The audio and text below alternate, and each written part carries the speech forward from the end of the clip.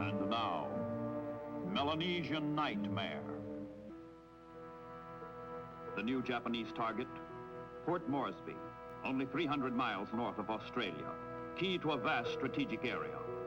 Daily come the bombers, daily comes destruction.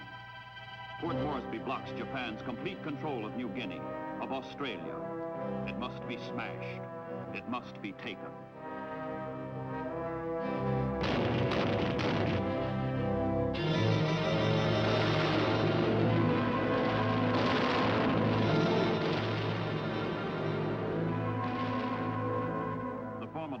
Stanley mountain range stands between the Japanese base of Buna in northern New Guinea and Port Moresby in the south. Miles of jagged hills and gloomy gorges, steep escarpments and trackless jungle, a frightful natural barrier. But in July 1942, the Japanese began to move over the mountains. In their earlier amphibious attempt to take Port Moresby, they were turned back by the United States Navy at the Battle of the Coral Sea. Now the Japanese are forced into an overland trek of 1,000 man-killing miles to reach their target.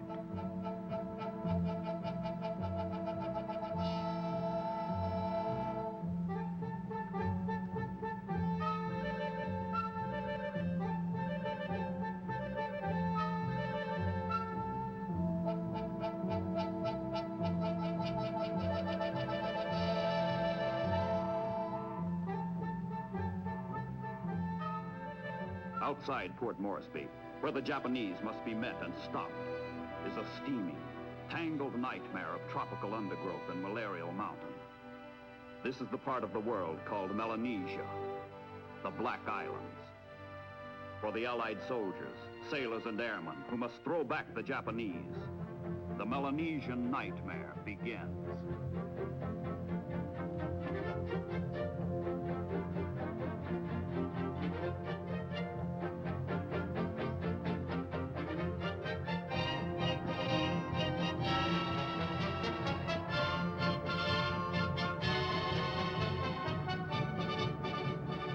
Papuan guides thread the troops through the jungle labyrinth.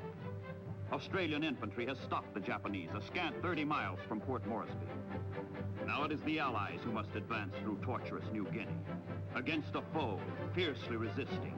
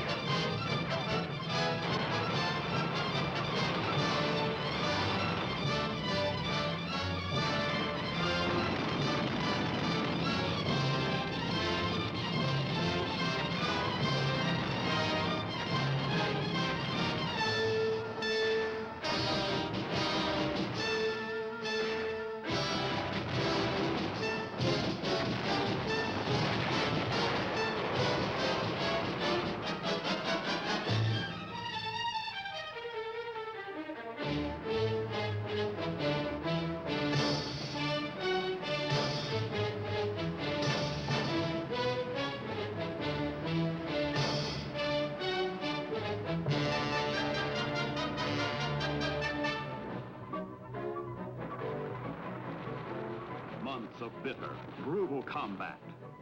But the Allies push inexorably forward into the strategic Dobodura Plain with its vital airstrip, only 6 miles from New Guinea's north coast.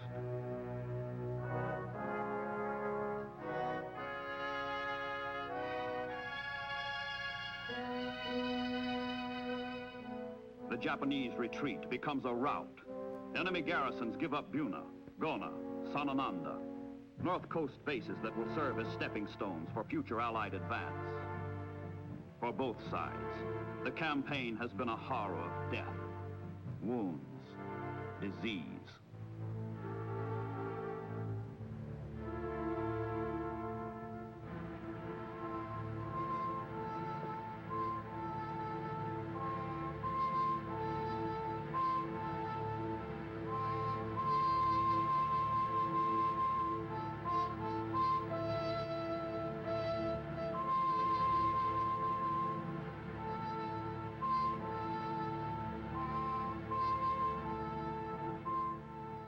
In March 1943, American air reconnaissance discovers a major Japanese move to strengthen their hold on the rest of New Guinea. A troop convoy of 16 ships sets out from Rabaul and heads into the Bismarck Sea.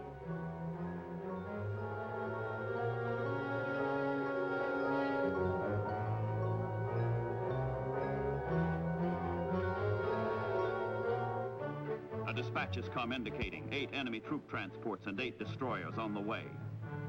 Allied airmen make ready to nullify the Japanese threat with every available plane, bomb, bullet.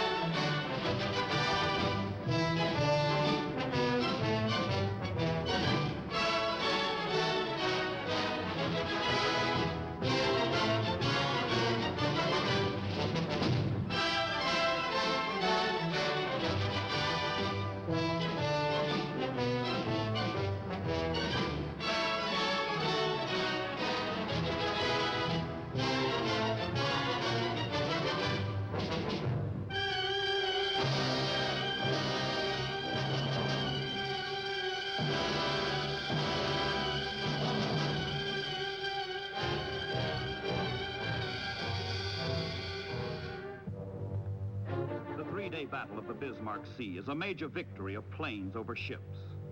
All 8 enemy transports are sunk. More than 3,000 Japanese soldiers perish. Only 4 destroyers escape.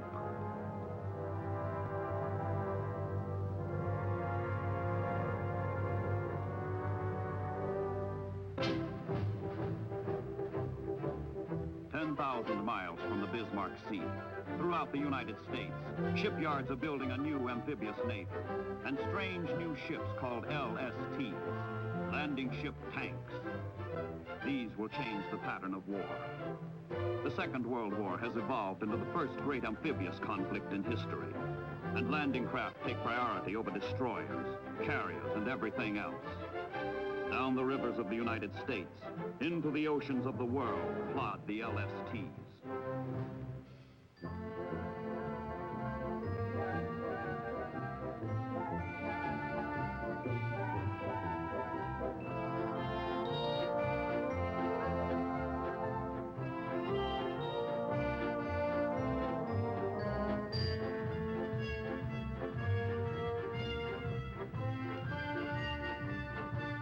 Landing ship tanks, but she will be used for everything else as well.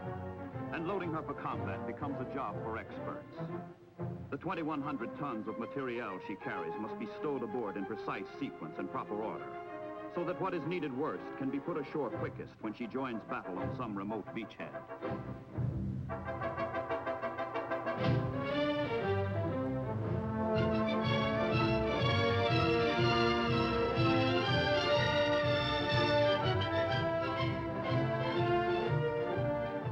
Throughout Australia, throughout the Southwest Pacific, the Allies shift from dogged defense to spirited assault. Beginning in the summer of 1943, the men, the ships, the materiel flow in a massive surge west and north toward Mindanao and the distant Philippines. General MacArthur's strategy has long called for an advance along the New Guinea-Mindanao axis. This advance will be borne largely by small amphibious craft, a navy without glamour. These men know only hard work, hard living, hard fighting, and hard-won victories.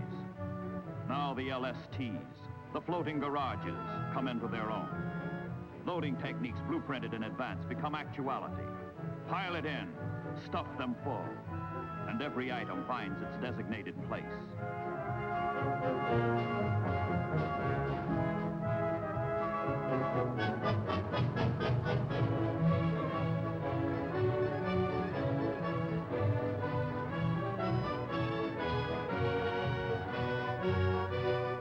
General MacArthur, Supreme Commander, Southwest Pacific Area, accompanies the assault troops with Rear Admiral Barbie, commander of the 7th Amphibious Force.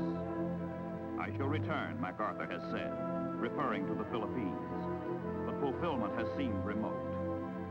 Now the return begins. From Sydney, from Brisbane, into the Coral Sea, into the Bismarck Sea. Along the northern New Guinea coast, move the Allied armies and navies.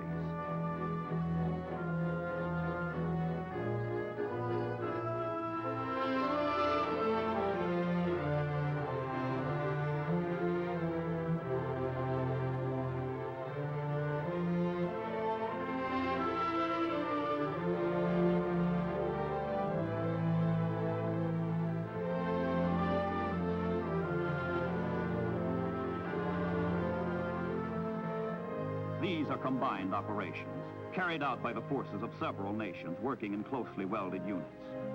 Ships of the Royal Australian Navy do yeoman service with the convoys, fight with all they have in battle.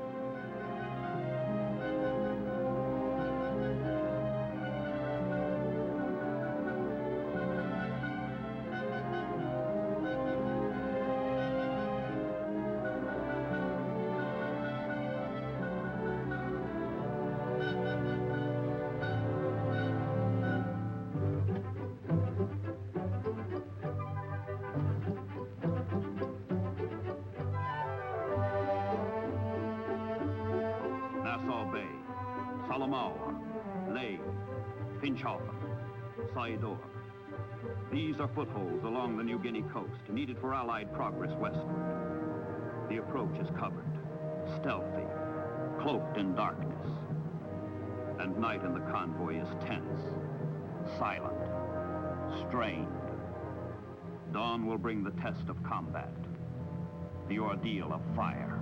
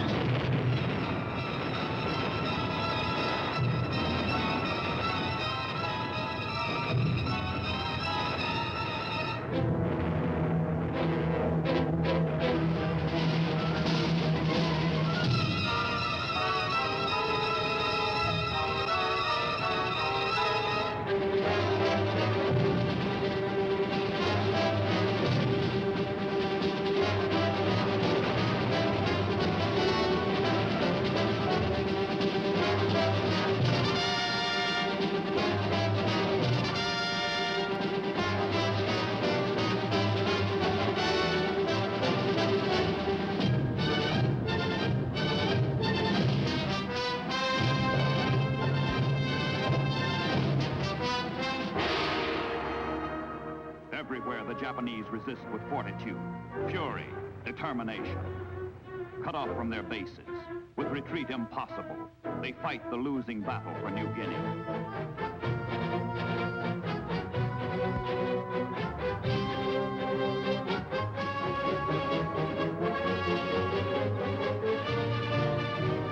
More rugged, More useful than even their designers dreamed, the LSTs nose into the shore and disgorge their torrent of supplies. The wealth and ingenuity that has made America great in peace combine to make her victorious in war.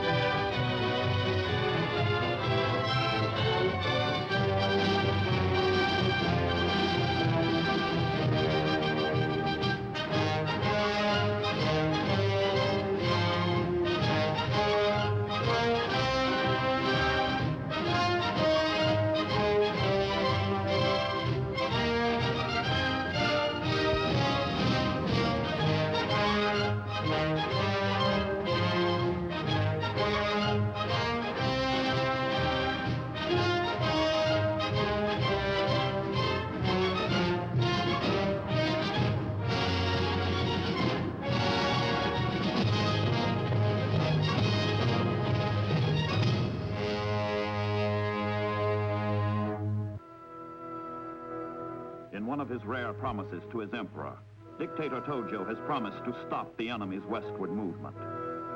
The Imperial Japanese command, having lost the initiative, falls back on the tenacity of the foot soldier.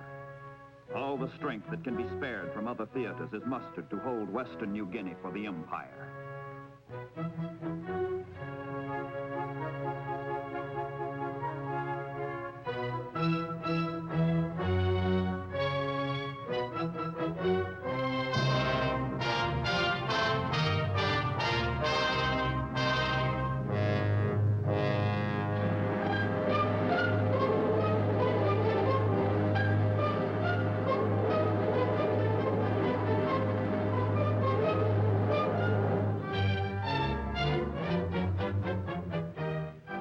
Allied power mounts more swiftly than the Japanese can retard it. Operations that would have seemed sheer fantasy a year earlier become routine reality. The inland village of Nadza, which commands an escape route for the Japanese and boasts a usable airstrip, is the target. 300 planes from fields at Port Moresby and Dobadura will lift 1,700 paratroopers, the Pacific's most spectacular airborne assault.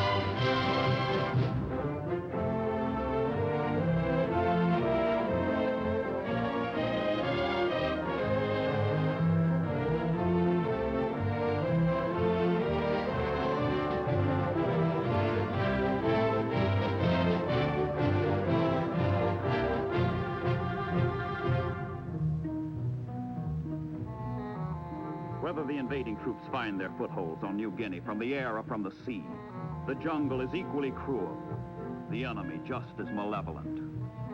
But the Allied infantry learns what the Marines have proved on Guadalcanal. Skill, courage, and superior equipment defeat the Japanese.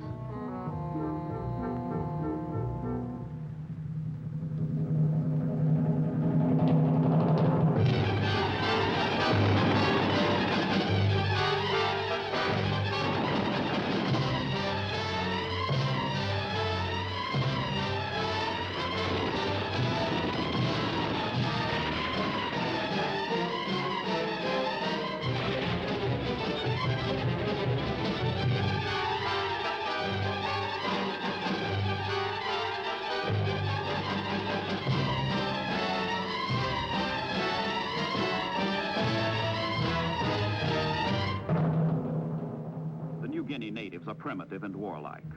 Headhunting and sorcery are part of their lives. But an enlightened colonial administration has won their loyalty.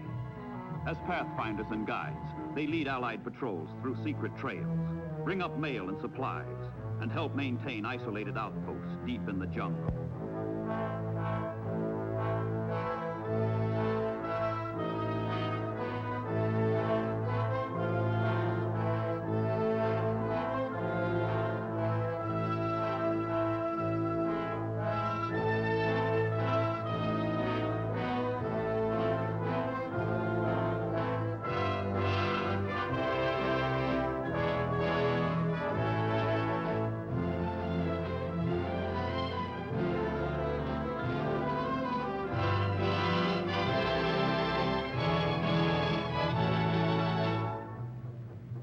But it is sea power that makes possible the longest strides along the axis leading from New Guinea to Mindanao. With increasing mastery of the amphibious technique, landing follows landing on a smooth, uninterrupted schedule. Over a period of 18 months, the Allies average a new landing every 35 days. And each new foothold is converted into a staging area for the next leap along the New Guinea coast.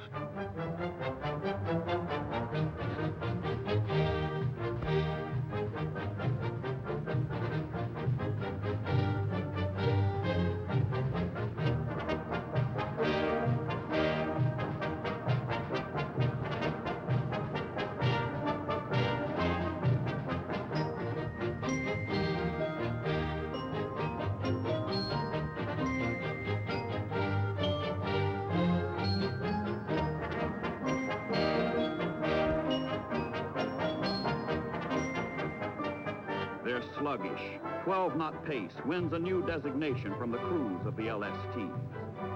Large, slow targets. But they get there. They deliver their goods, their punch.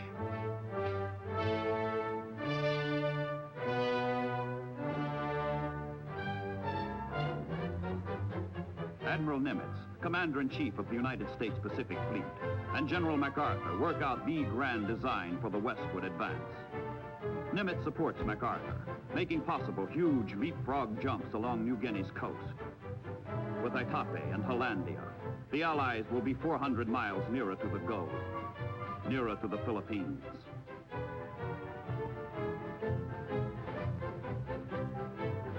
Carriers support the Hollandia operation, which is beyond the reach of land-based planes. The enemy is taken by surprise. The fine anchorage of Humboldt Bay and 3 airstrips are wrested from the Japanese.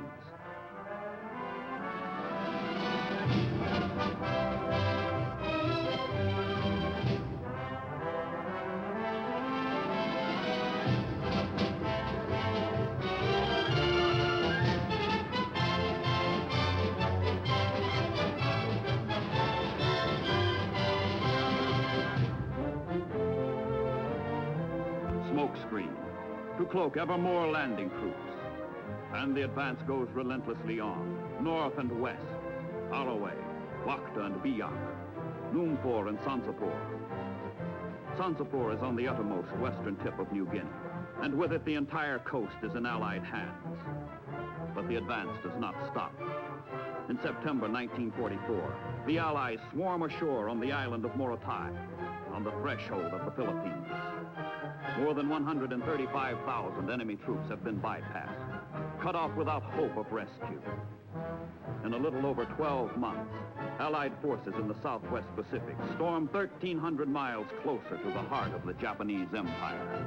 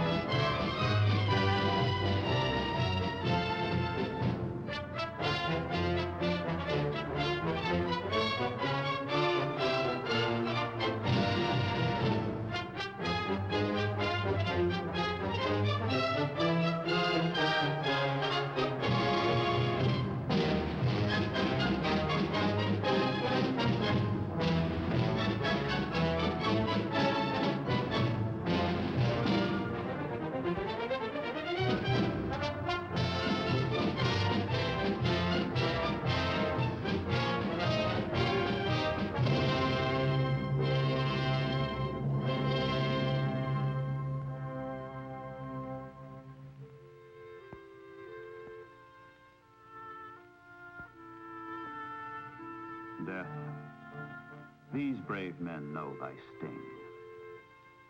God grant they know their victory.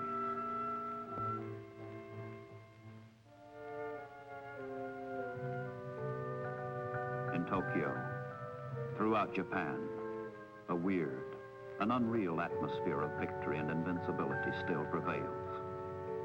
A feverish, fraudulent security shrouds the islands. Reports from all the battlefronts tell of nothing but Japanese triumph, Allied disaster. But beneath the cheering oozes out the hideous truth.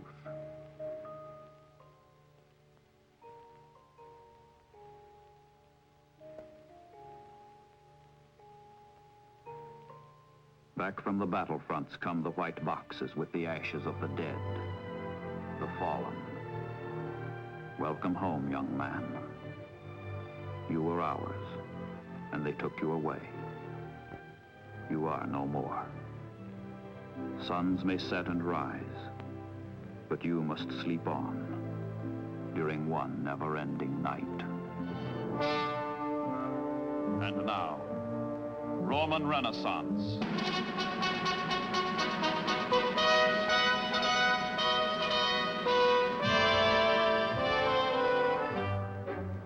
Hitler heads south to harden his pact of softening steel. From the Brenner Pass, which links Germany and Italy through the Alps, his official train races to Rome for a high meeting of state. The Fuhrer controls all Europe, but after 4 years of war, his Axis partner, Italy, has sunk to the status of a satellite.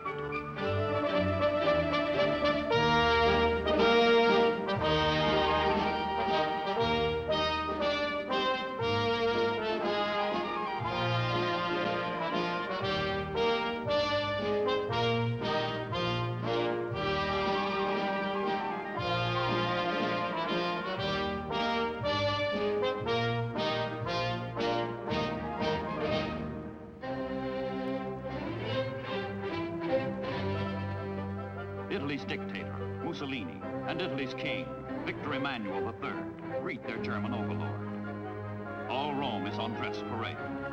But behind the props of the black-shirted fascists, it is the brown-shirted Nazis who call the tune.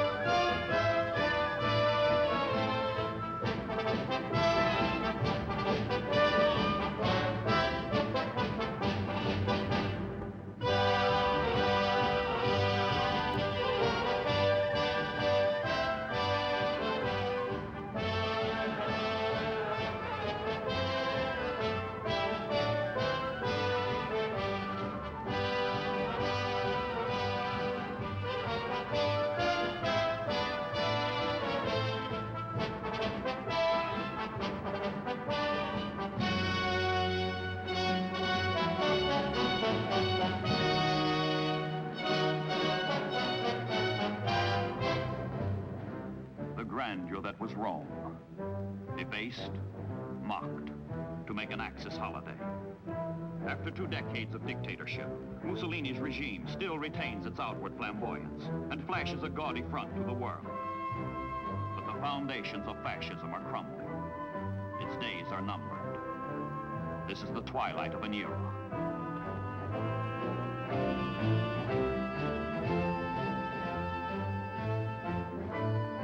Across the blue waters of the Mediterranean, on the hot sands of newly won North Africa, Allied commanders dream, plan, perfect the design which will bring the Axis to its knees and bring Allied soldiers to the continent of Europe.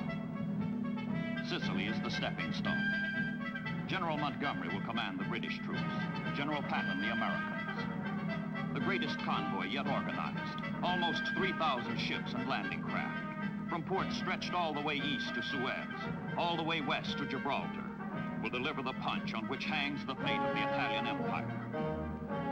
In July 1943, the convoy puts to sea under the scrutiny of His Majesty, King George VI.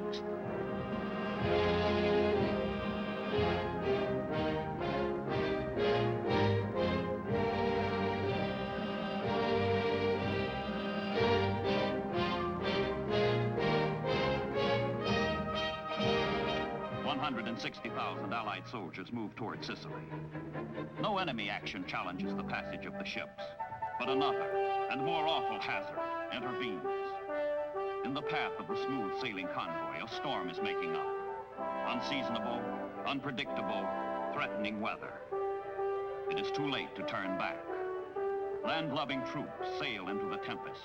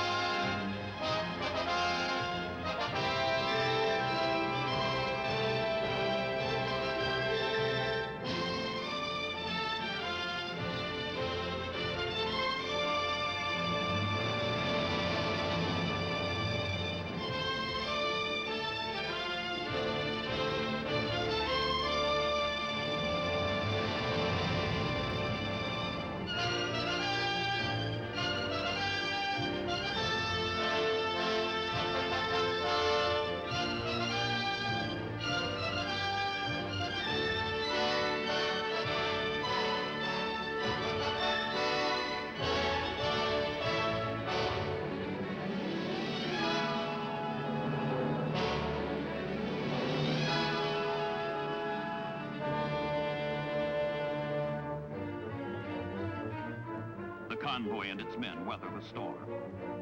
Sicily, ancient fortress, forgotten kingdom, rugged island separated by a mere 2 to 12 mile strip of water from the Italian mainland.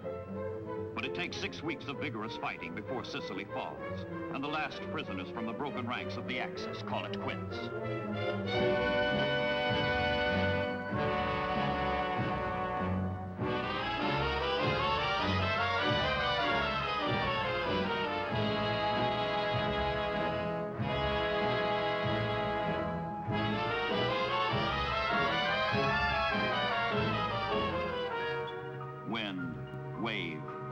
Ignore man's war.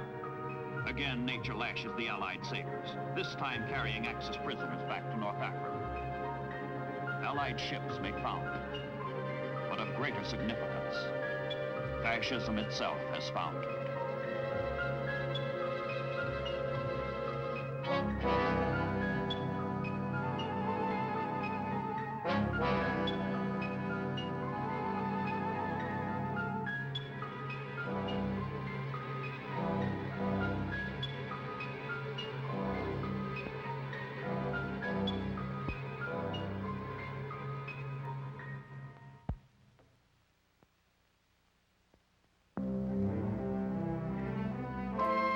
From Genoa, from Spezia, the Italian fleet sails to its demise, sails to the island of Malta, to surrender. The long, cruel naval battle for the Mediterranean is over.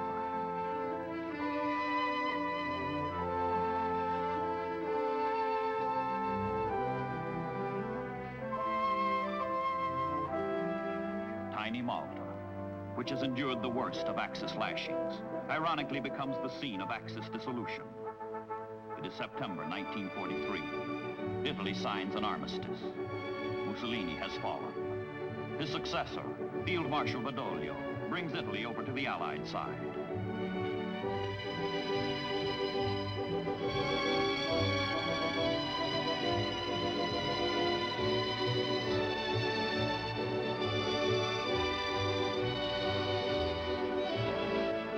But if the Axis is broken, the dominant half remains intact. The Germans turn Italy into an occupied country. Mussolini and his fascists are now the slaves of Hitler and his Nazis. From France and from the Balkans, the Germans send fresh troops into their new province of Italy. Their high command has calculated correctly. The next Allied blow will fall in the Gulf of Salerno, 185 miles northeast of Sicily, on the Italian coast. The attack comes, and the Germans are waiting.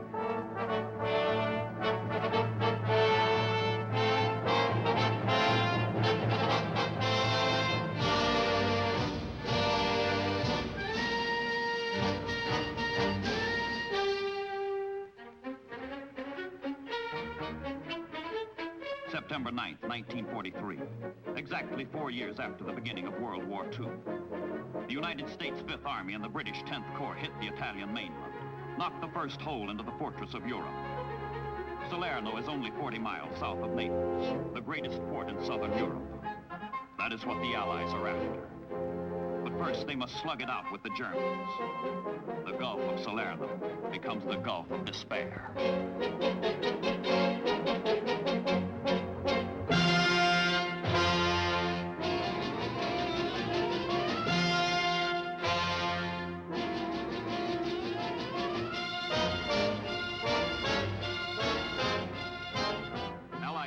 Give close, continuous support to the soldiers. The invasion becomes a duel of cannon. Guns afloat against guns ashore.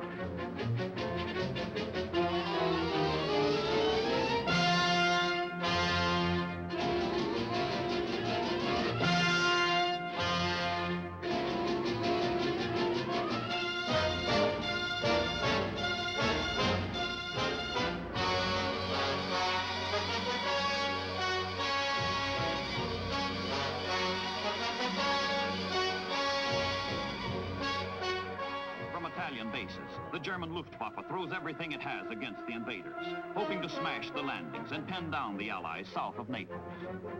The beachhead, the Italian campaign, hovers in the balance.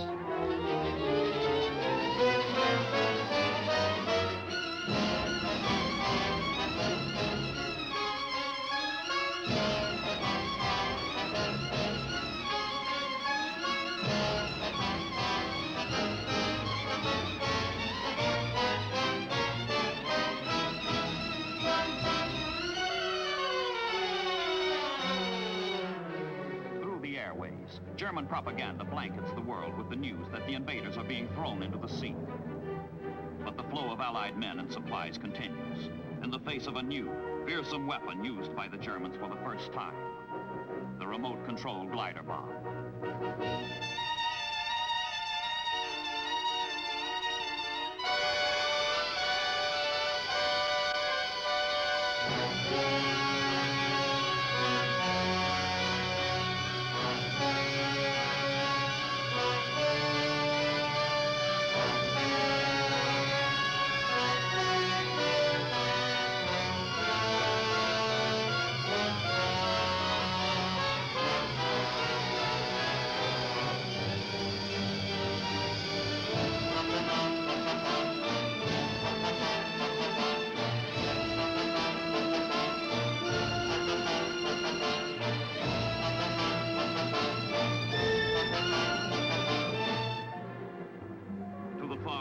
Is added the protecting cloak of destroyers' smoke screens. Survival on the beachhead rests on survival of the ships that support it.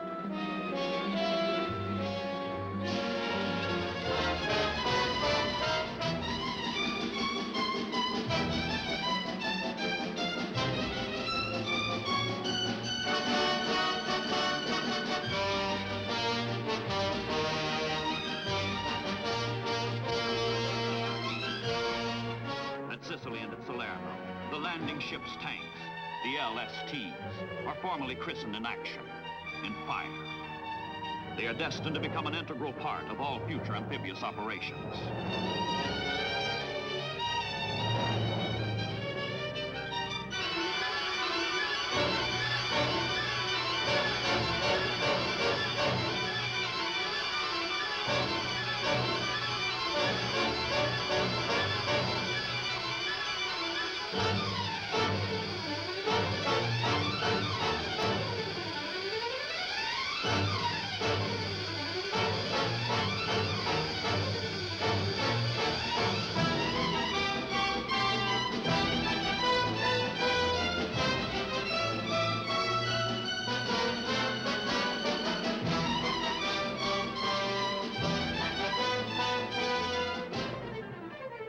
The Germans launched their crucial counterattack, delivered with all the skill and fury that have made Hitler's legions the terror of Europe. The Allies are almost split in two, almost driven off the beaches. Almost.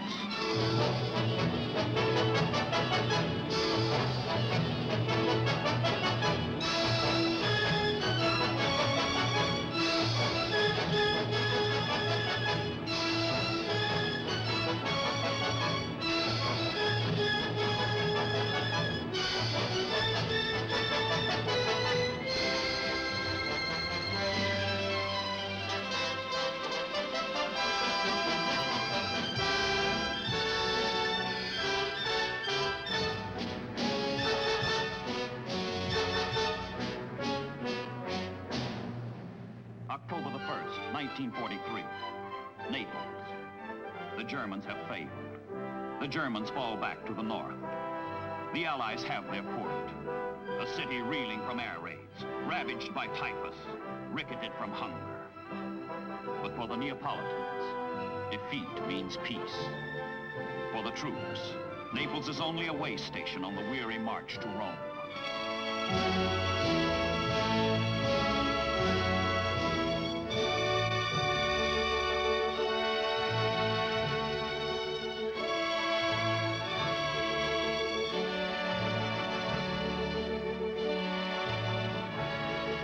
Vedi Napoli e poi muori. See Naples and die. It is an old saying, but war has given it a new and bitter meaning. Thousands have died for the harbor of Naples, and the Germans have systematically, ruthlessly, thoroughly ruined it, sinking every ship, blocking every channel. But such as it is, the Allies have it.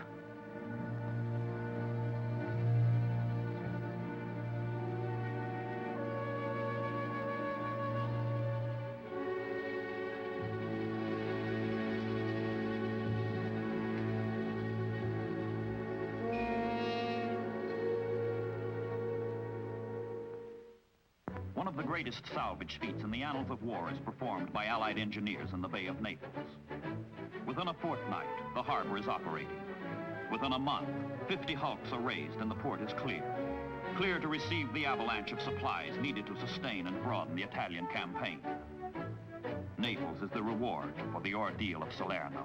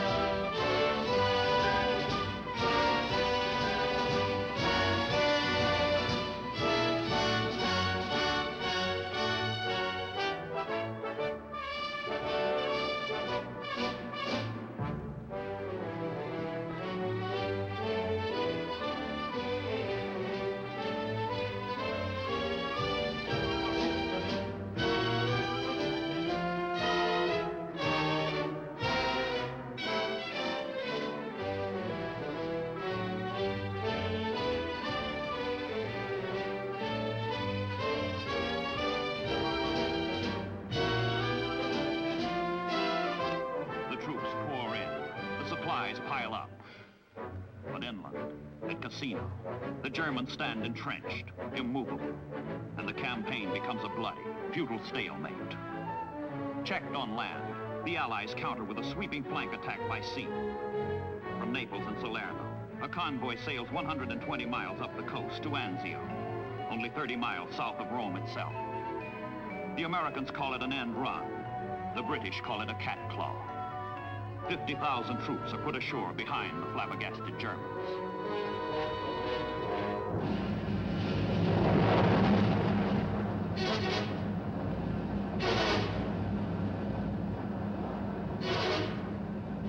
January 22nd, 1944.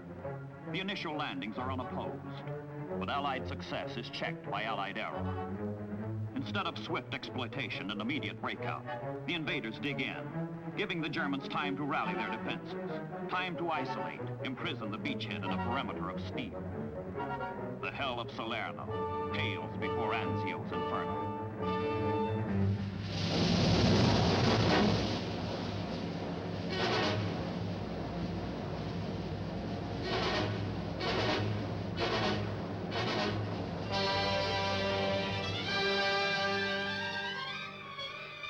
From captured bases at Foggia, Allied airmen fly to the rescue of their frantic comrades at sea and on land.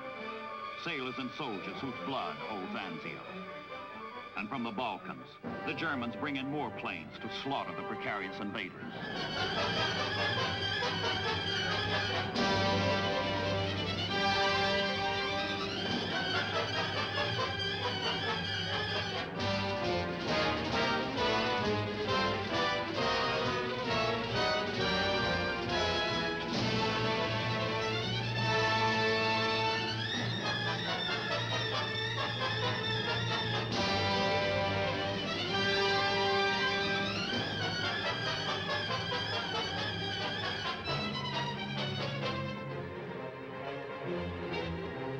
Anzio, intended as a swift, decisive stroke to open the road to Rome. Anzio, in reality, 123 days of incessant carnage. A long-drawn nightmare.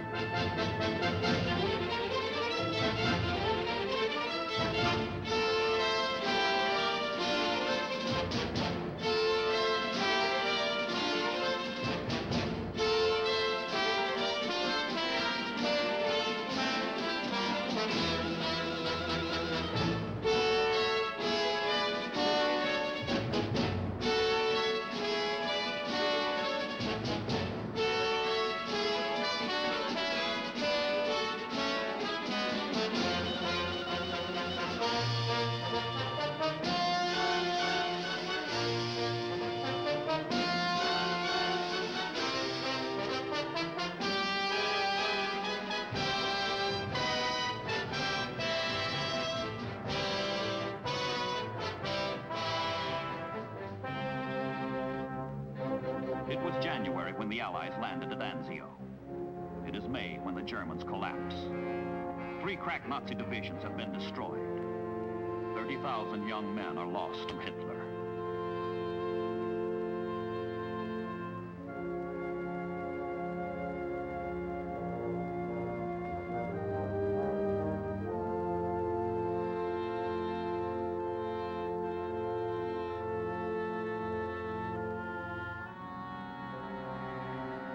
In from the coast and up from the south, the Allied armies stream together, forming a swelling, flowing tide whose billows are lashed by victory.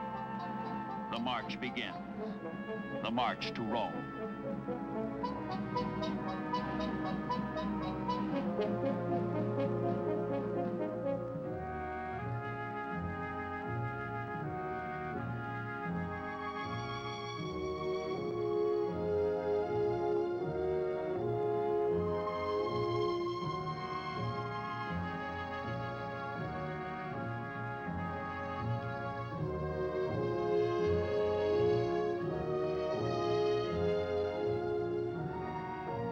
Destruction is the benediction of fascism, of dictatorship. In Italy, Hitler has been compelled to squander and disperse his forces, weakening his Russian front, sapping the strength needed to oppose impending Allied landings in France. The price paid by the Allies on the Italian front today will be refunded in France and Russia tomorrow. And Mussolini, he and his age pass into history.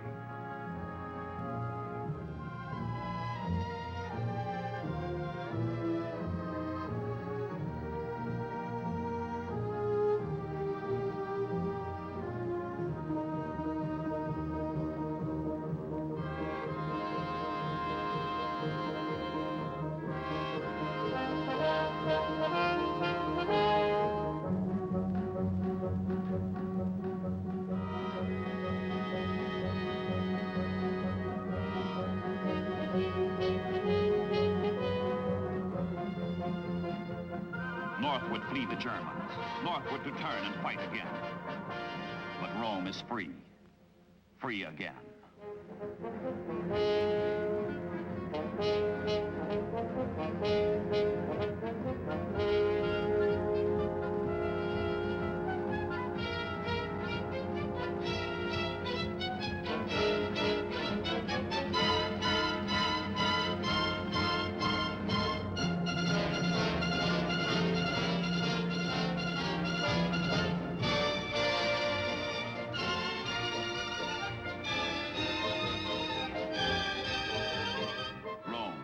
The city of all time and of all the world.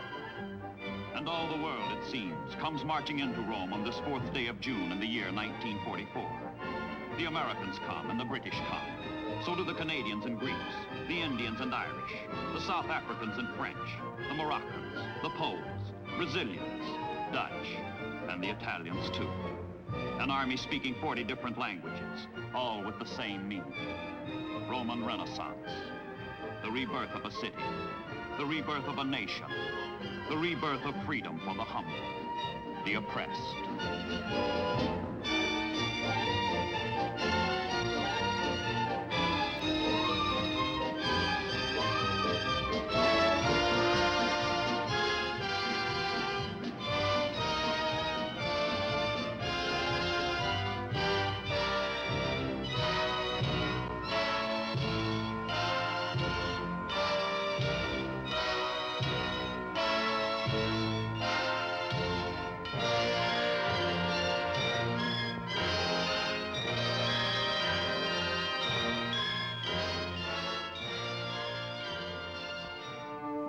And now, D-Day.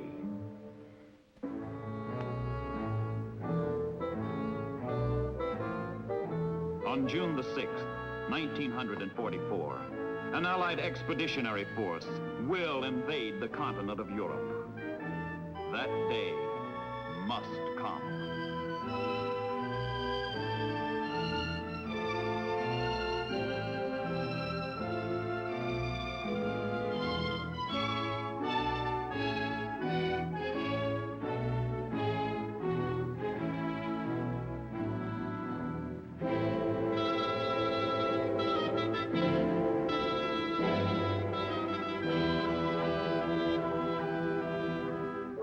At at Casablanca in January of 1943, the Allies commit themselves to the liberation of Europe, while their soldiers, sailors, and airmen storm the gates of Tripoli.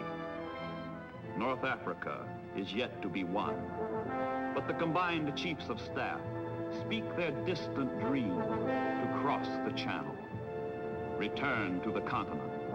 The chiefs of state christen this supreme operation with a noble code name, Overlord.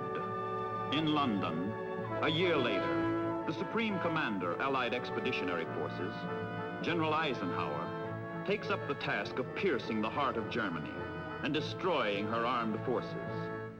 But across the narrow English Channel lies the ultimate barrier, Hitler's Atlantic Wall, formidable guardian of Festung Europa, the fortress of Europe.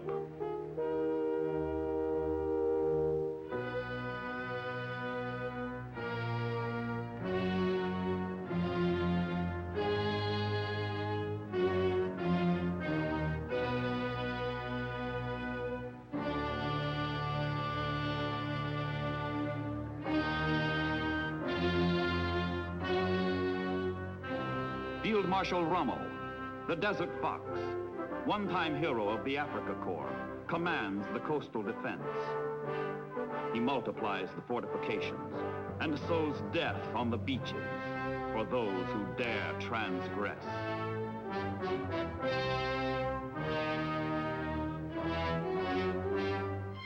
But there is no roof on the fortress of Europe, and assault from the sky begins long months before the day called D.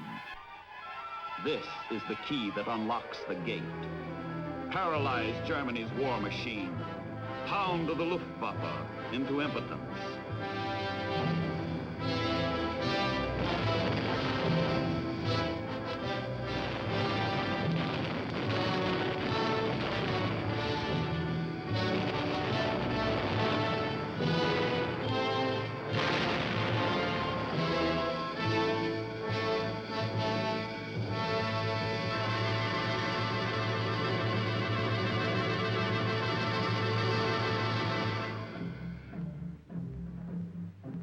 And the troops, the men who must finish what the bombers have begun. Each month, the United States pours 150,000 of her young men onto the British Isles. All England becomes an armed camp, one vast depot of armament and supplies.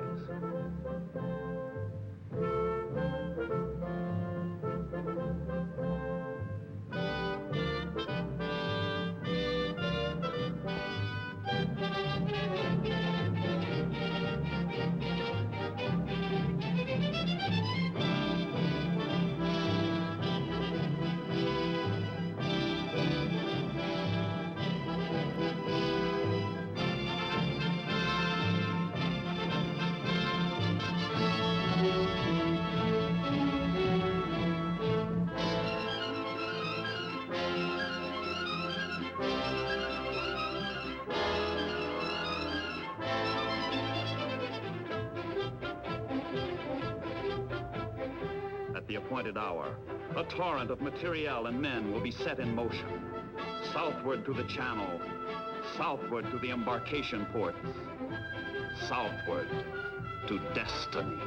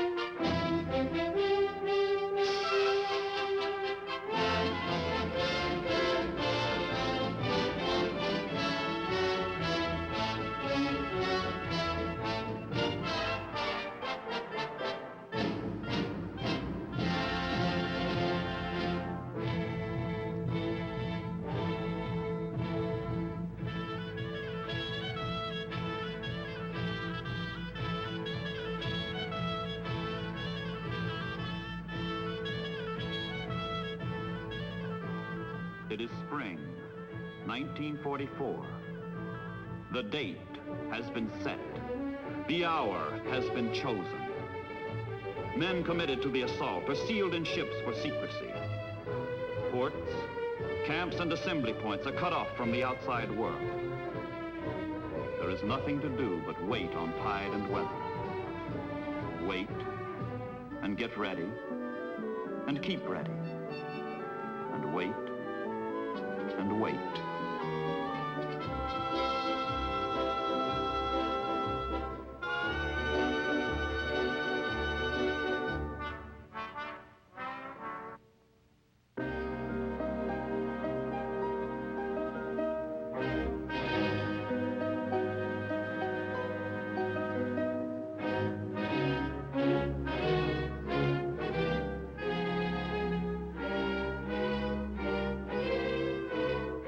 Gentlemen, the King.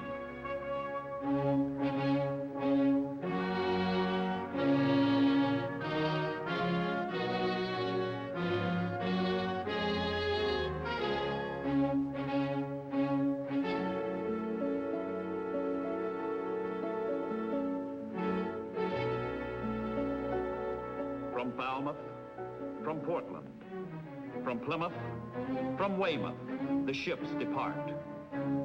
From different ports, the ships sail at varying intervals to arrive at the 5 landing beaches together. 5 beaches stretched 60 miles over the coast of France.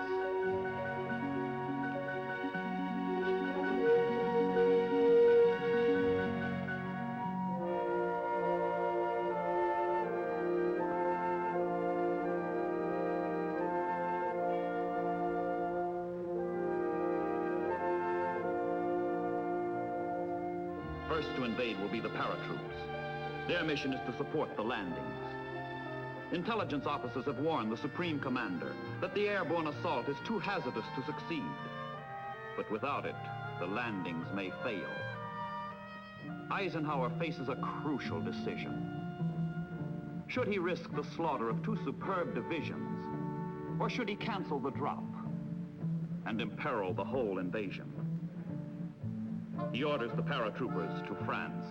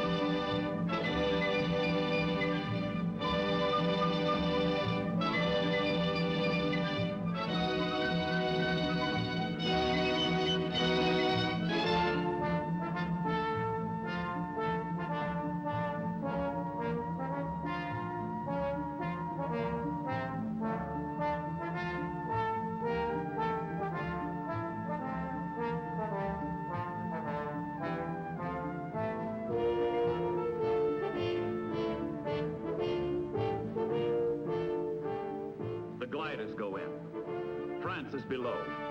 There are crack-ups and casualties, but the paratroopers accomplish their mission.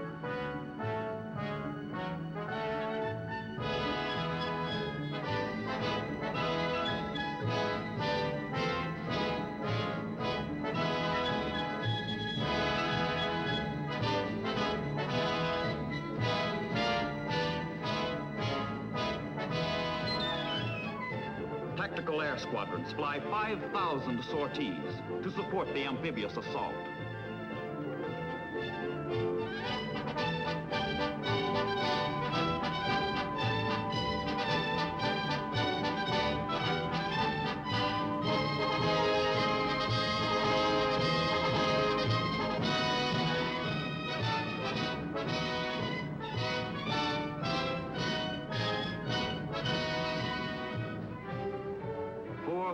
Ships will converge on France with the precision of a dress parade. The Luftwaffe has been broken. The U-boats driven from the channel. The vanguard of 35 divisions moves unmolested toward the beaches.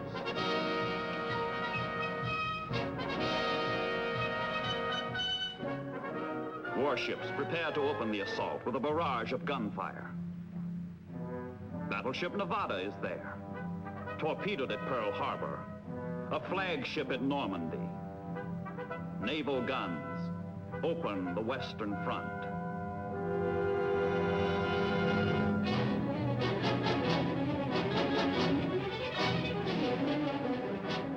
Inside Hitler's Atlantic Wall, the Nazis know what the world does not. The assault is on. Defeated in the north, defeated in the south, defeated in the east, the Germans have but one hope left. Destroy the invaders from the west.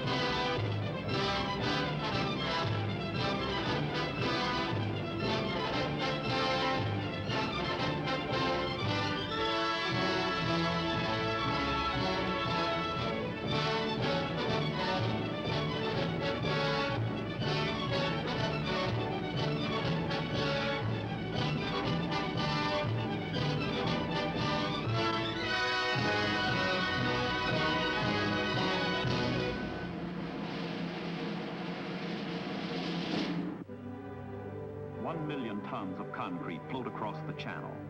Artificial docks called mulberries to hide their top-secret purpose. Huge, hollow blocks of cement that will be sunk offshore, forming piers.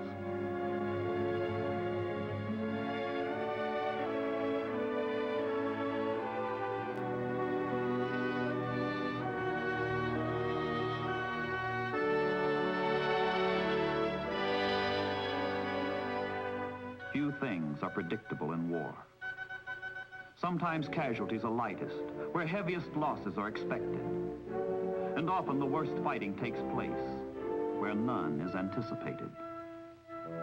but whichever way the battle turns, each man must face his ordeal alone.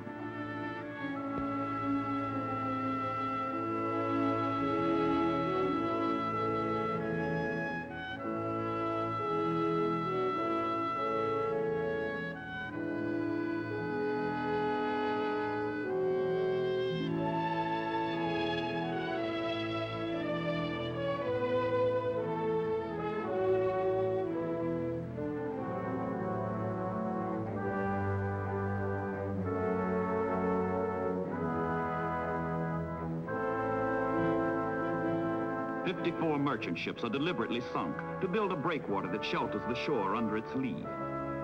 Together with the Mulberry units, they form a man-made harbor. Tons of supplies pour in with the invading troops, not afterwards when it might be too late.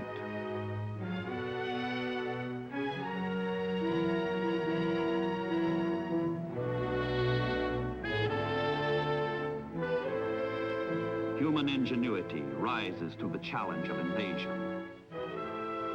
But one factor, one all-important factor, remains beyond human control.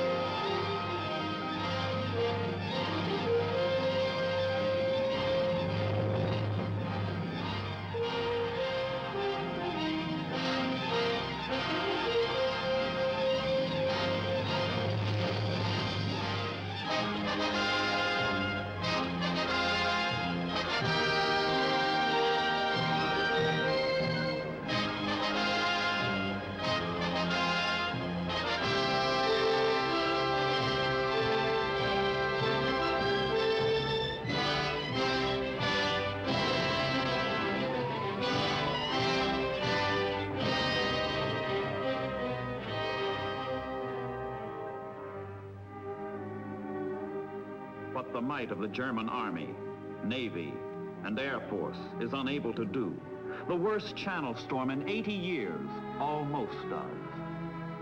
But the invaders hold the beaches. And in the ports of England, wave after wave is mounted to build and broaden the landings.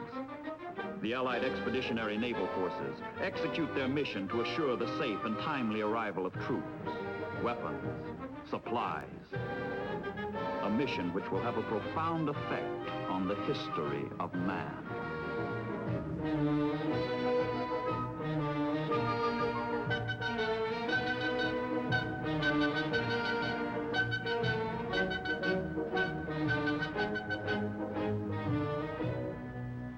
This program will be interrupted from time to time to bring you the latest news bulletins as they are received in the newsroom. Keep tuned to your favorite NBC station to keep in step with all the latest developments on this Invasion Day. And now the orchestra opens the program with the revival of an old hit, Blue Room.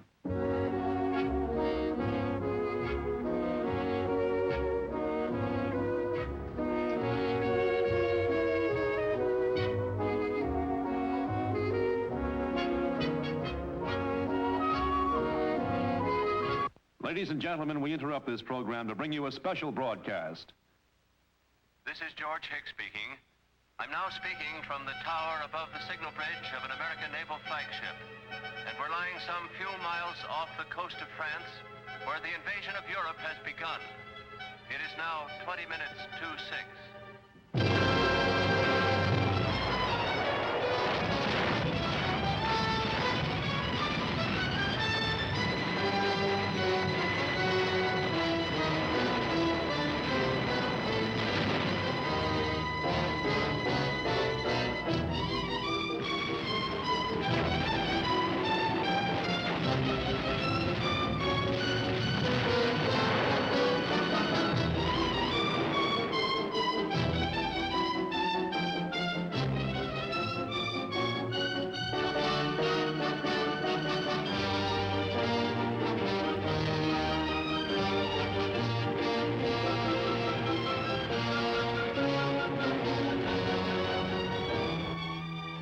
Behind the landings, Allied planes release a barrier of bombs that cut off German reinforcements, paralyze German countermoves. Every road, every bridge, Every rail line, every canal, all the way back into Germany, is smashed, isolating the French beaches.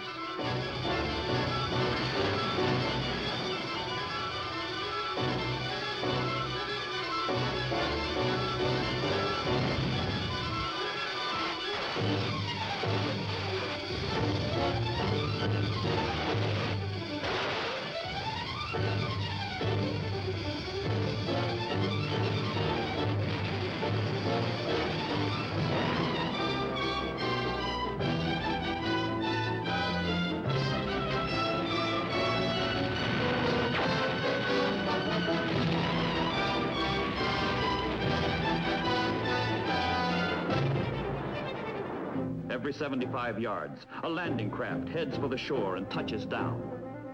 Resistance is furious from German suicide squads, but the Americans go in and hang on by their guts.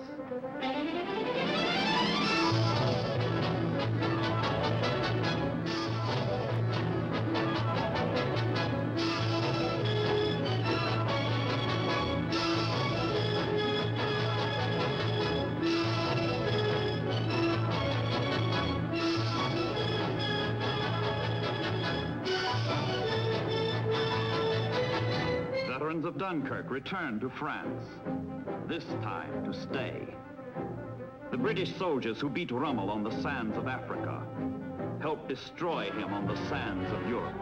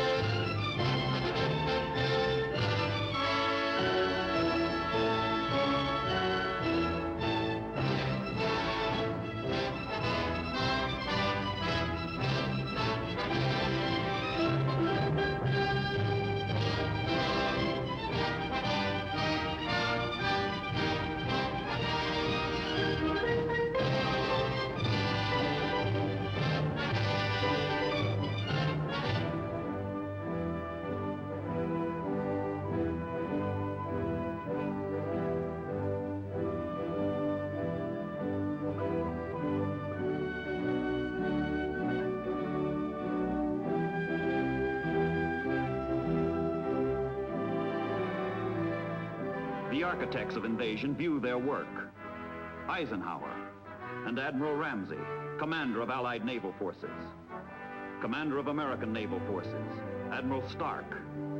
Lieutenant General Omar Bradley, commander of the 1st United States Army.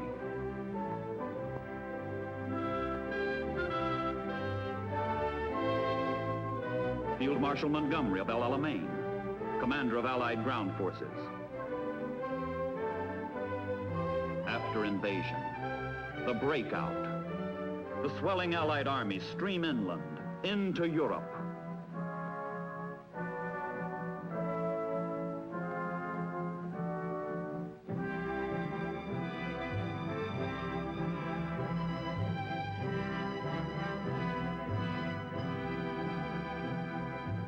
Behind the survivors lie those who died to enslave the world, and those who died to free it.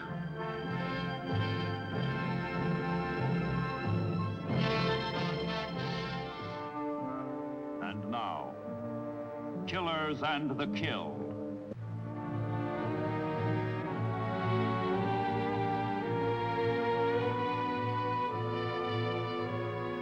The U-boat will decide the outcome of the war. This is what Hitler is telling the Germans as his underwater sailors harvest victory after victory in the Battle of the Atlantic. The realities support him in mid-1943. The massacre by German submarines is costing the American republics and the British Empire millions of dollars. Thousands of Allied sailors are dead. And for this, Hitler honors his naval high command.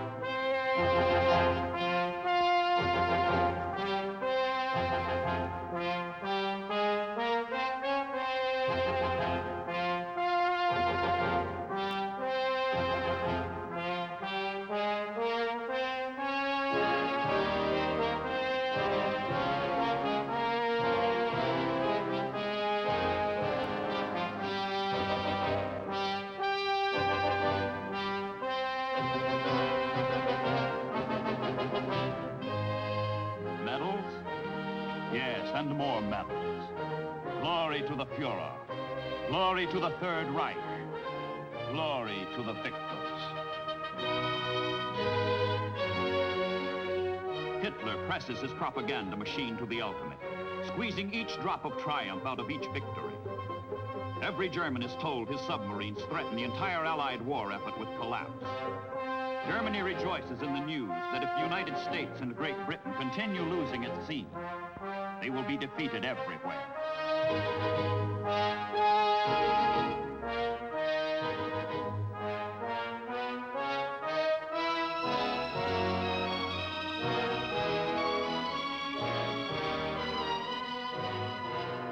Hitler, whose pride has been his army, is now convinced that submarines deserve top priority in his war economy. Newer and deadlier U-boats are put into mass production. Factories throughout Germany and occupied Europe fabricate parts that are rushed to shipyards for final assembly.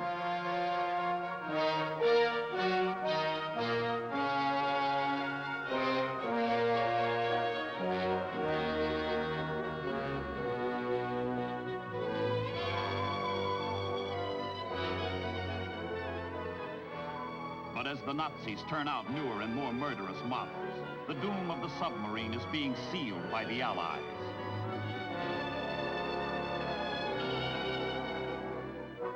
To counteract enemy submarines, a ring of strategic air bases has been forged. One by one, key areas are developed from which planes can cover most of the Atlantic with an umbrella of aircraft.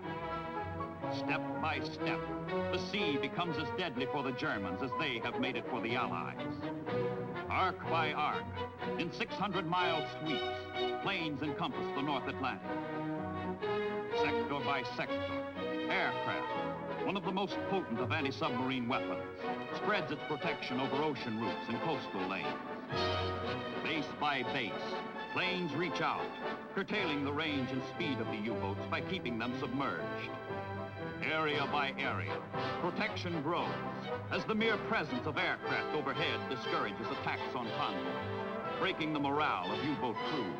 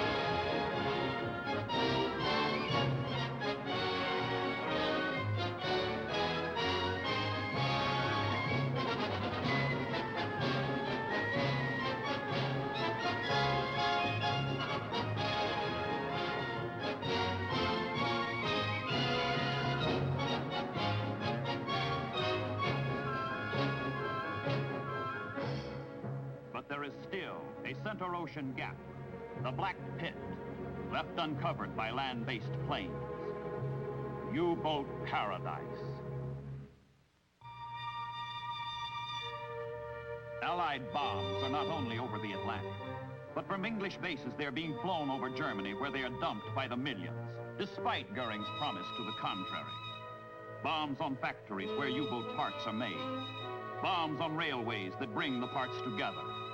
Bombs on pens where the submarines hide. U-boats are being destroyed before they can stalk the sea.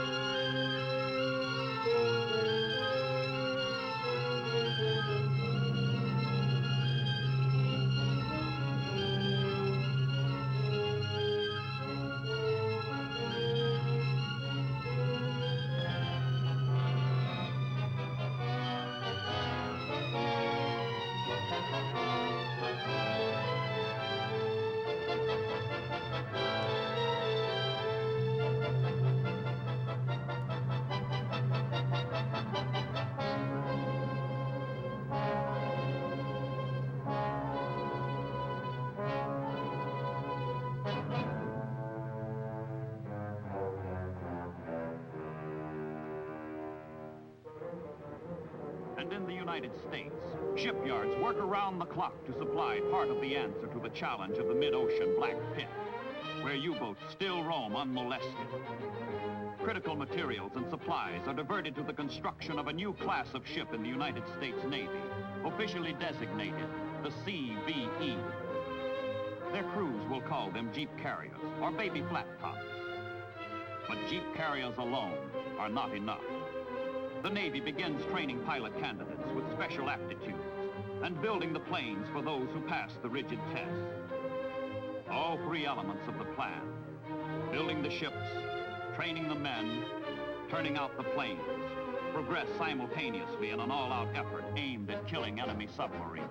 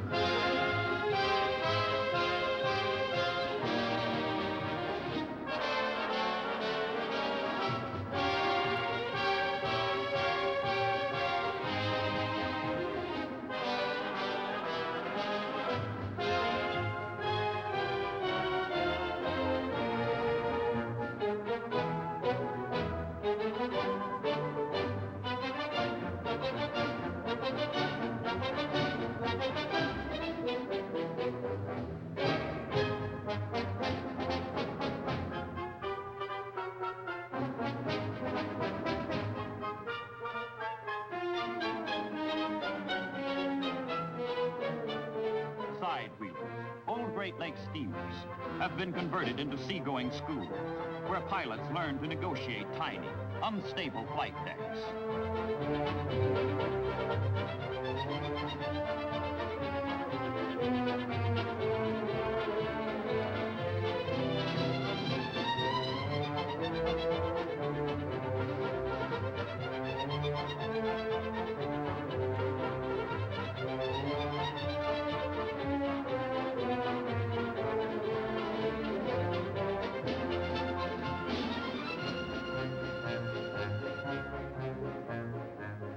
flat tops. Small but tough. A new dimension in convoy protection has been added.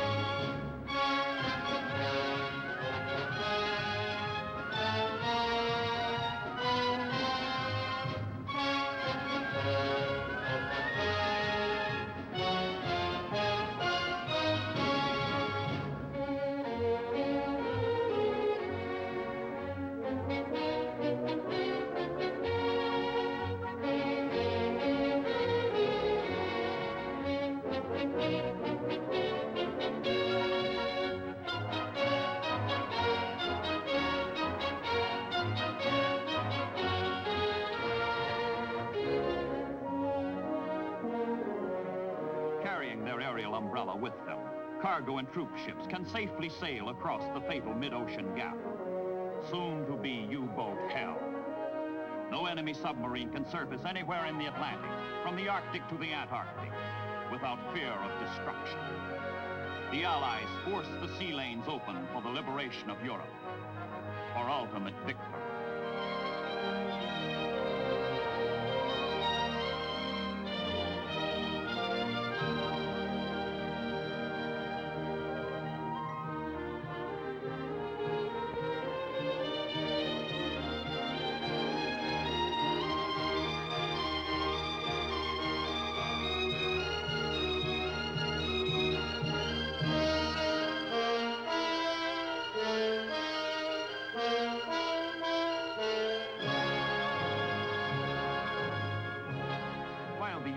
Being run down on 100 ocean fronts, another campaign is being waged against them ashore. The 10th Fleet, which has no ships and will never put to sea, is the directing mind of anti-submarine warfare. Its function is to coordinate all intelligence, ships, and devices used against enemy submarines, and devise the best possible protection for Allied shipping. It replaces haphazard methods with a unified assault against the U-boats. Ships designed to kill U-boats. The destroyer escorts are the final, basic component needed to annihilate the Germans operating under the Atlantic. The ships and the gallant sailors who manned them.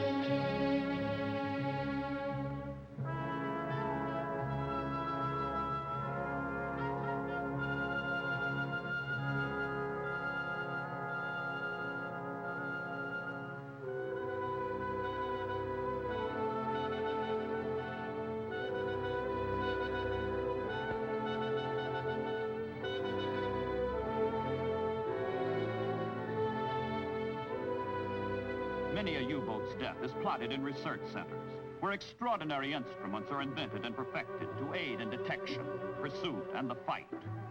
Instruments that link ship to ship, ship to plane, plane to plane, in unified hunter-killer groups.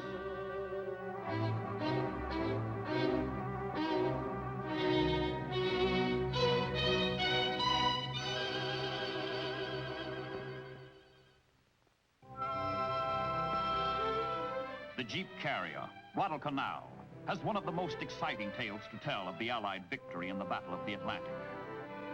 On June the 4th, 1944, 2 days before the Normandy invasion, the Guadalcanal, with escorts, is cruising off the Azores in search of prowling submarines. She already has 4 kills to her credit and is looking for more. but this time with an added flourish. She has her heart set not on sinking another submarine, but on capturing one. All hands in the task group are looking for trouble.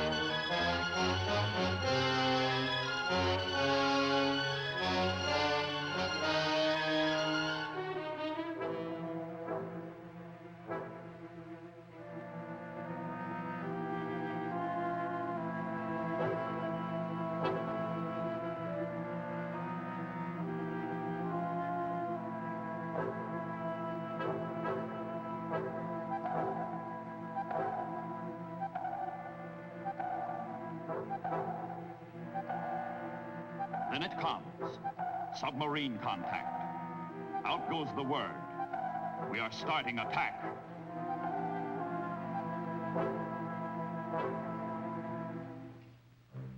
Inside the unsuspecting submarine, everything is relaxed and routine.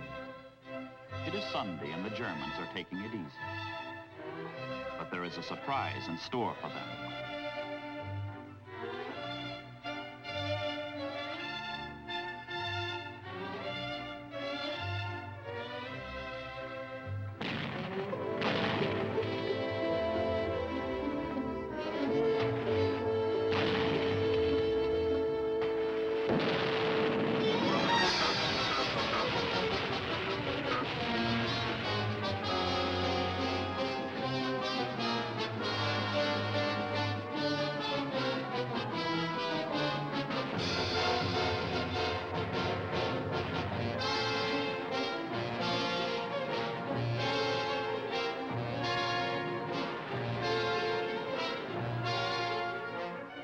Planes from the Guadalcanal spot the German and report to the ships below their target is changing course.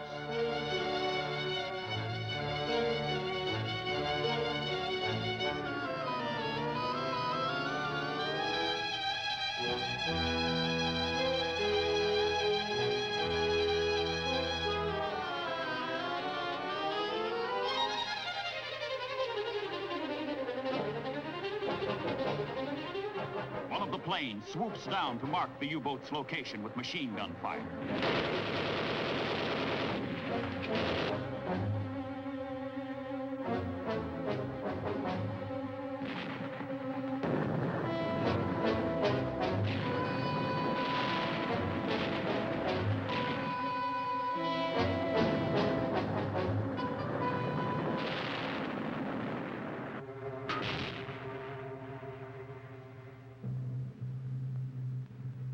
Deeper, deeper, deeper goes the sub.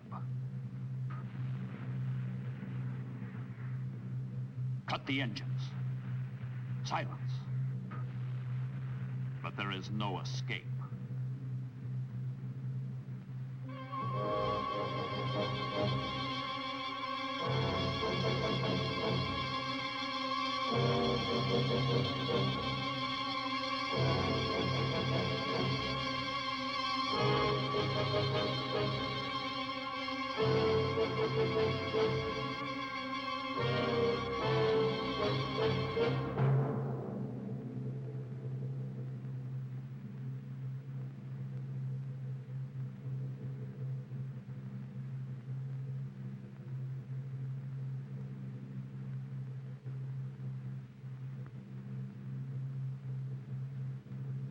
A fatal wound. The sub must die below, or fight it out on the surface.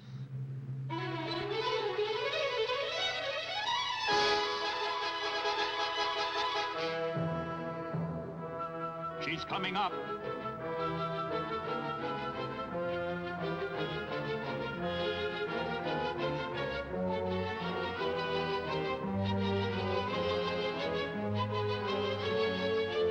Small caliber guns take the submarine under fire to keep her crew from using their deck gun and force them to abandon their boat.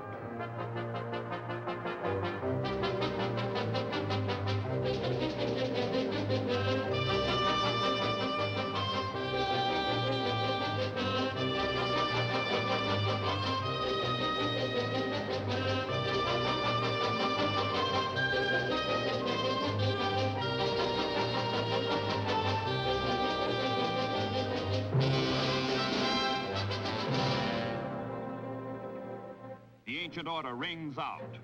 Away all boarding parties. Not since the War of 1812 has a ship of the United States Navy captured an enemy man of war on the high seas.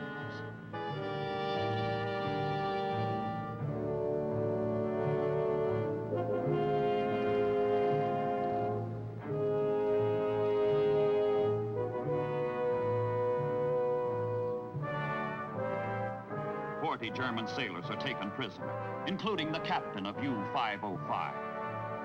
Only one has been killed.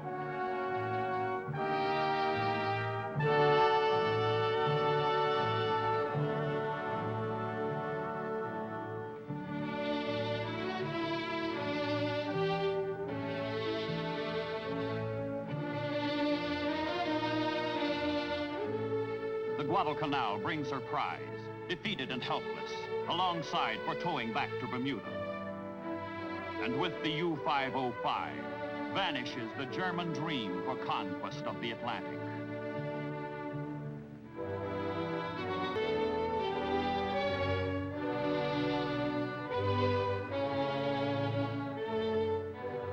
Before Germany's unconditional surrender, 866 Axis submarines lie dead on the ocean floor. Victory in the Battle of the Atlantic is the result of teamwork between the Allies and integration of all weapons.